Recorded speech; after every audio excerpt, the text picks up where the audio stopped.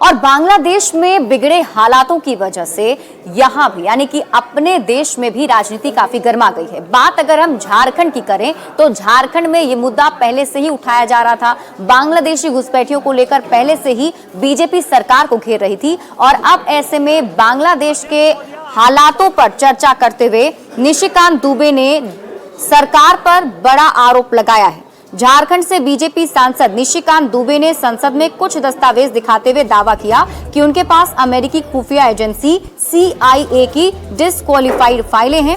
निशिकांत दुबे ने CIA के कथित दस्तावेजों के आधार पर दावा किया कि कांग्रेस पार्टी के नेता सोवियत रूस के हाथों बिके हुए थे। कांग्रेस नेता सोवियत रूस से पैसे लेकर देश की पॉलिसी बनाते थे। देश का कैसे नुकसान हो, कांग्रेस नेता वही काम करते थे।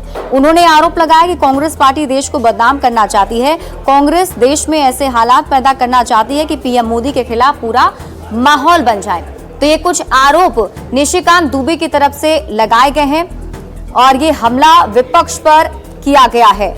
तो बांग्लादेश पर जारी सियासी घमासान के बीच बीजेपी ने कांग्रेस पर बहुत बड़ा आरोप लगाया है। झारखंड से बीजेपी सांसद निशिकांत दुबे ने संसद में कुछ दस्तावेज दिखाते हुए दावा कर दिया कि उनके पास अमेरिकी खुफिया एजेंसी CIA की डिस्क्वालिफाइड फाइलें हैं, जिसके तहत निशिकांत दुबे कहते हैं कि CIA के कथित दस्तावेजों के आधार पर कांग्रेस पार्टी के सभी नेता सोवियत रूस के हाथों बिके हुए थे।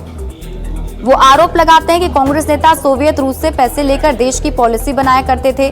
देश का कैसे नुकसान हो, कांग्रेस नेता वही काम करते थे।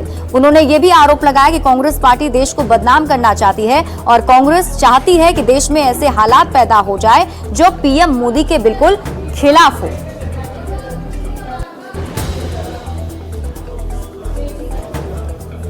ये फाइल ये कहती है कि कांग्रेस पार्टी के सभी लोग सोवियत रूस से बिके हुए थे। वो पैसा लेते थे, पैसा लेकर वो जो है देश की पॉलिसी बनाते थे। देश का कैसे नुकसान हो वही काम करते थे। ये डिक्लासिफाइड फाइल कहती है। ये तीनों किताब कोई दी आप देखेंगे, चाहे वो अशोक मित्रा की हो, चाहे संजय बारू की हो और नटवर सिंह की हो।